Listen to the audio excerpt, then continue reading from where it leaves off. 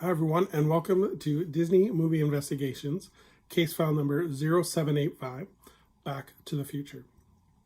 So for those of you that this is your first time watching these videos, Disney Movie Investigations is a series of videos that focuses on a deeper dive and a closer look into the history of Disney movies.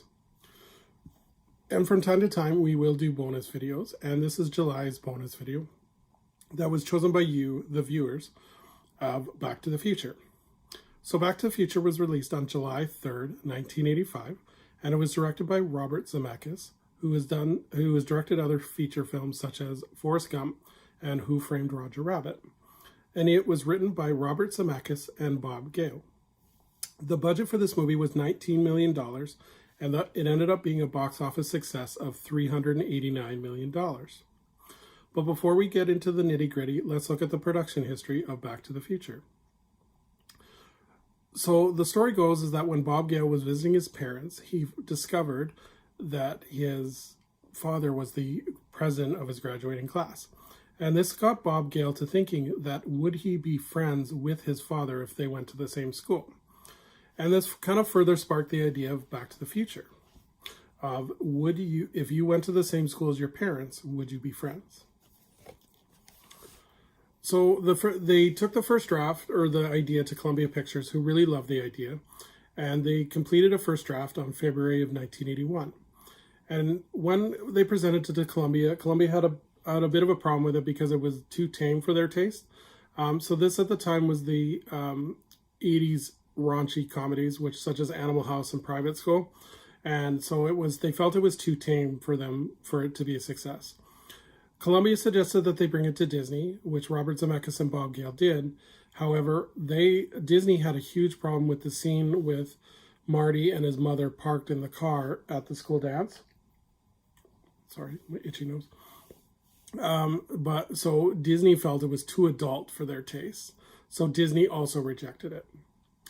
So Robert Zemeckis and Bob Gale were quite disheartened by this, and the only person that had a faith in the idea was Steven Spielberg, who wanted to produce it. However, the last three movies that were produced by Steven Spielberg of Robert Zemeckis and Bob Gale's, which were I Want to Hold Your Hand, Used Cars, and 1941, were all bombs and financially unsuccessful. So what Robert Zemeckis and Bob Gale were worried about is that if Back to the Future ended up being a bomb, would they have a hard time getting it? Robert Zemeckis and Bob Gale have a hard time getting jobs because they would only be known as the guys that only work on Steven Spielberg projects. So Robert Zemeckis went off to direct Romancing the Stone, which was a financial success and really kind of brought Robert Zemeckis as a big name player in Hollywood. And now everybody was clamoring to do Back to the Future.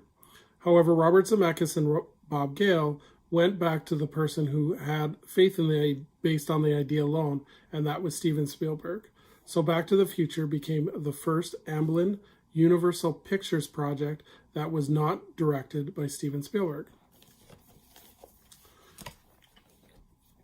In terms of casting, initially they wanted Michael J. Fox to play Marty McFly. However, Michael J. Fox was involved in a hit television show called Family Ties. And the producer of Family Ties was not willing to release Michael J. Fox from his contract because he was a huge, important part of the show.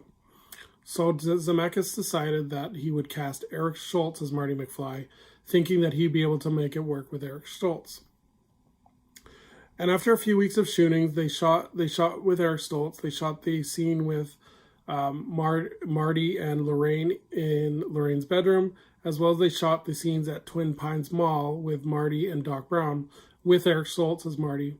And it was determined that the comedy wasn't right and that it wouldn't work and that Eric Stoltz was not the guy to play Marty McFly. So he was fired from his contract, and they went back to the producers of Family Ties asking, is there any way that we can make a deal with this? And what ended up happening was the producers of Family Ties ended up saying, we'll let Marty do the project. However, if it ever becomes between Family Ties, if there's a scheduling conflict between Family Ties and Back to the Future, Family Ties is always going to win the scheduling conflict. So Michael J. Fox agreed to do this, where he would shoot Family Ties Monday to Friday during the days, and then he would shoot Back to the Future at nights and on weekends. So Michael J. Fox essentially for 3 to 4 months was working 7 days a week, almost 24 hours a day. So he had the youth energy going for him, but definitely something that is definitely hard to manage. Christopher Lloyd was cast as Doc Brown, but they originally wanted John Lithgow, but he was unavailable.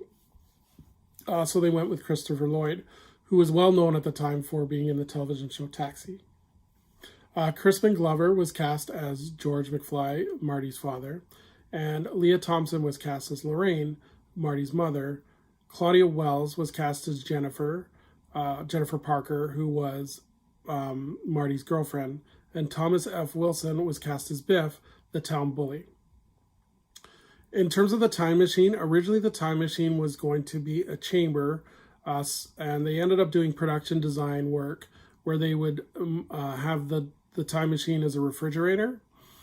But they decided early on, after story sketches, that it needed to be movable. So it was a DeLorean that was chosen. And the reason that the DeLorean was chosen, it was because of the joke when Marty first time travels in 1955, is that the gull wing doors open up and it makes it look like a spaceship. So that was why the DeLorean was chosen. The title of Back to the Future was not always Back to the Future. Sid Steinberg was originally wanting the title to be Spaceman from Pluto, based on the joke where Marty is in the radiation suit talking to his father. So they originally wanted it to be Spaceman from Pluto, but everyone hated this idea except for Sid Steinberg. And in order to get out of it, Spielberg ended up sending a memo saying that he wanted to thank Steinberg for making such a hilarious joke about the title of Back to the Future being Spaceman from Pluto. And I guess he was just so embarrassed he never brought it up again. In terms of the plot, this is a 1980s science fiction movie where small-town California teen Marty McFly is thrown back into the 50s when an experiment by his eccentric scientist friend Doc Brown goes awry. Traveling through time in a modified DeLorean car, Marty encourages his younger versions of his parents and must make sure that they fall in love in order to make sure he will continue to exist. Even more daunting is Marty has to return to his own time in order to save Doc Brown as well. So that's the original story of the movie.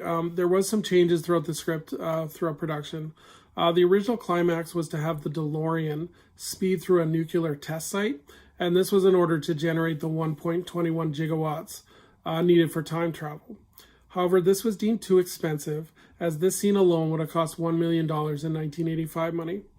So it was too expensive, so they changed it to the bolt of lightning in the clock tower, which is now famous for Back to the Future.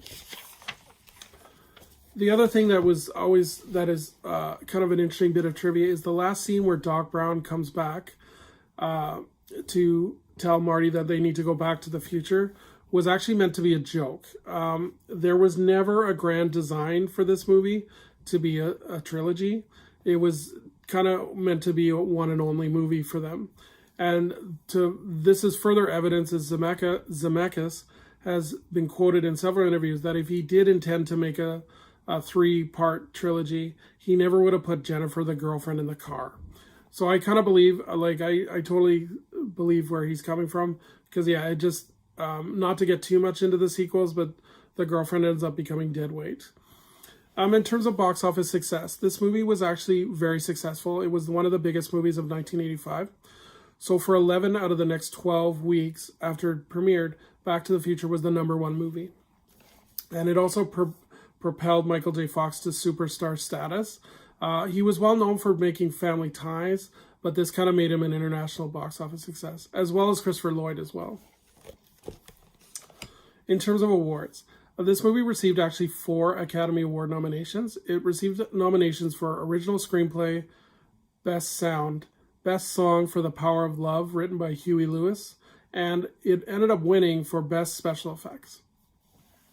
In terms of legacy, this movie has a huge history and a huge future following. In terms of the current president at the time, Ronald Reagan, he referred to this film in his 1986 State of the Union address, where he was saying it was a great time to be alive, and where we're going, we don't need roads, which is a quote from Back to the Future. It ended up spawning 2 sequels, Back to the Future Part 2 and Back to the Future Part 3.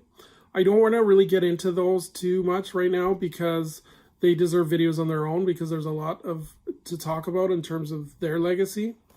But I do plan on doing future videos for those as well.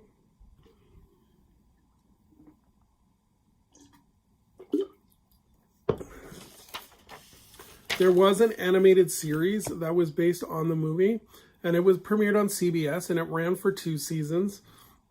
I'm not going to get fully into it because it mostly divulges off of storylines from Back to the Future Part 3, but it was an animated television series, and Doc Brown would teach a science lesson at the end of every episode. So, and Christopher Lloyd came back to do the live action segments, as well as Dan Castellaneta, who's the voice of Homer Simpson, and he does the genie on the Aladdin television series. He was the voice of Doc Brown in the animated segments. There was a Back to the Future ride in Universal Studios, and the storyline of the rides is that the Institute of Future Technology, run by Doc Brown, is in serious jeopardy when Biff Tannen, the bully of Hill Valley, steals one of the DeLoreans and goes on a joyride. So it's up to you, the junior members of the Institute of Technology, to stop Biff and return him back to Hill Valley. So the attraction first opened in Florida on May 2nd, 1991, and then it opened in Hollywood on June 2nd, 1993, and then finally it opened on March 31st in 2001 in Universal Studios Japan. There was also walk-around characters of Doc Brown and Marty McFly. They would often do meet and greets with fans in all 3 parks. This ultimately, in the U.S. parks, was replaced by the Simpsons Ride. And there's actually quite a bit of a nice tribute to that, where in the pre-show video for the Simpsons Ride, there is Doc Brown is about to get a grant for the future of the Institute of Future Technology when Professor Frink from The Simpsons accidentally runs over the bank manager who's giving him the loan with the DeLorean. So unfortunately, Doc Brown has no choice but to work for Krusty the Clown. There is comic book versions that were further the storylines. Again, I'm not going to get into them because they really kind of focus on storylines after Part 3. There was several video games. The first one was an NES game that was released, and it's solely based on Back to the Future Part 1. It is not a great video game. If you ever catch the Angry Video Game Nerd, he does like a video on this. It's pretty horrible, and it didn't really get a great reception out of that one. There was a PlayStation game released in 2015 for the 30th anniversary. There was also a pinball game that was placed in arcades across the country, and it did feature Doc Brown and Marty in an adventure. There was a stage musical. On January 31st, 2014, a stage musical was put in production. The show was co-written by Zemeckis and Gale. Then the production made its official debut in London on February 20th, 2020.